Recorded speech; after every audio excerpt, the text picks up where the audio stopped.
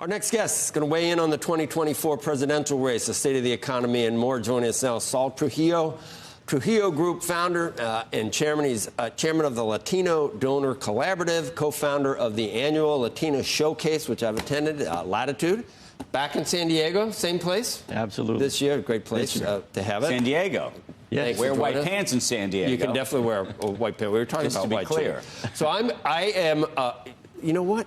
I said I'm going to be curious. That's a way you start a lot of your questions, because you're curious about a lot of things. And I'm curious with Saul. Okay. Because I have been under the impression that conservative movements, or not necessarily Trump, but that the Hispanic community since 2016 has been moving to the right. You're going to come on right now and say that in terms of this binary choice that people are faced with in this election, that you think it's an easy choice to pick Kamala Harris. Well, I don't think I've said that, but okay. Let me be clear. You say Trump's going to crash the economy, so I would. If what I said was he will crash the economy if he goes forward with deporting 10 million people. Oh, so it's specific. It's specific to that. As he has said numerous times. Could he do that? I mean, do you think that that's something that could actually be done? Well, Obama deported 3.5 million.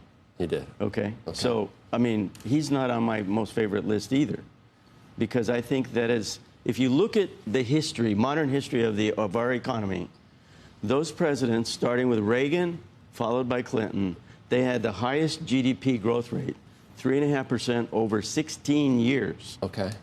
And since then, and the drivers were labor force growth rate, plus supplemented by immigration.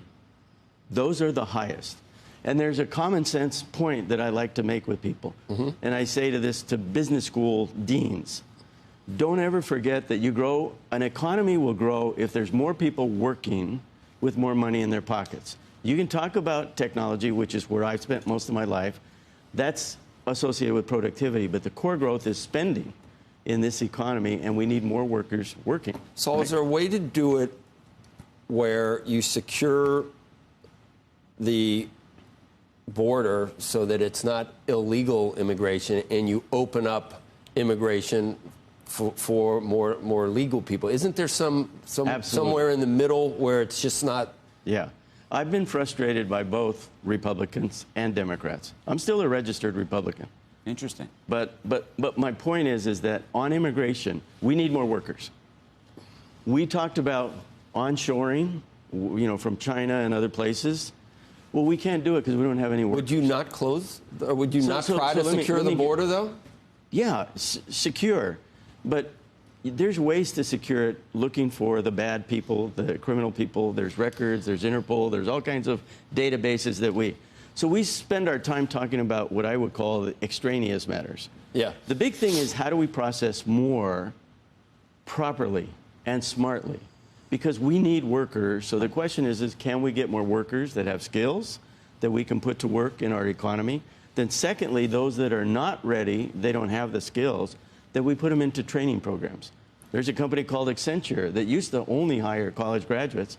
Now they hire people and they train them, high school graduates, and they train them for the jobs that they have.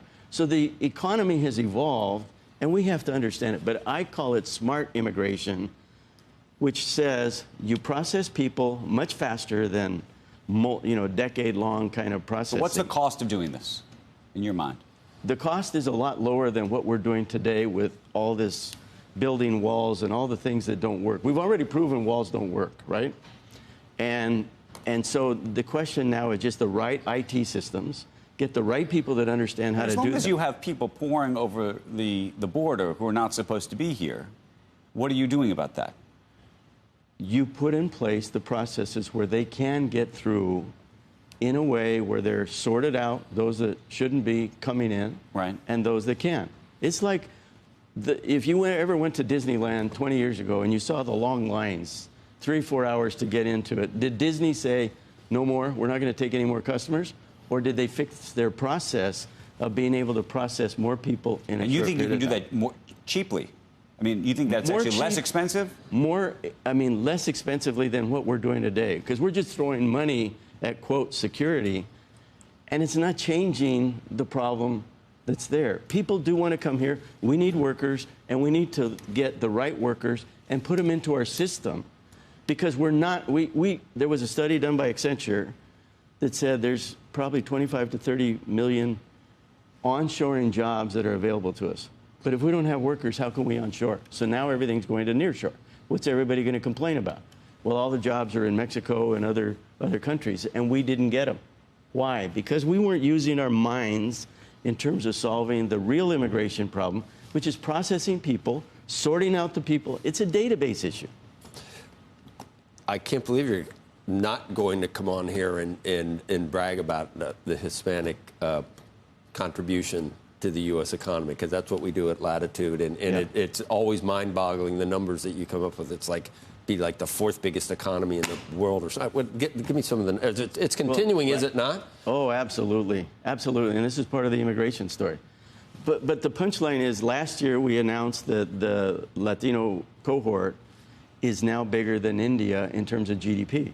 And I can tell you in a couple of weeks. That's a frightening No, fact. but it's amazing. the power of immigrants that came here, a lot of them. My family's only been here since the early 1500s.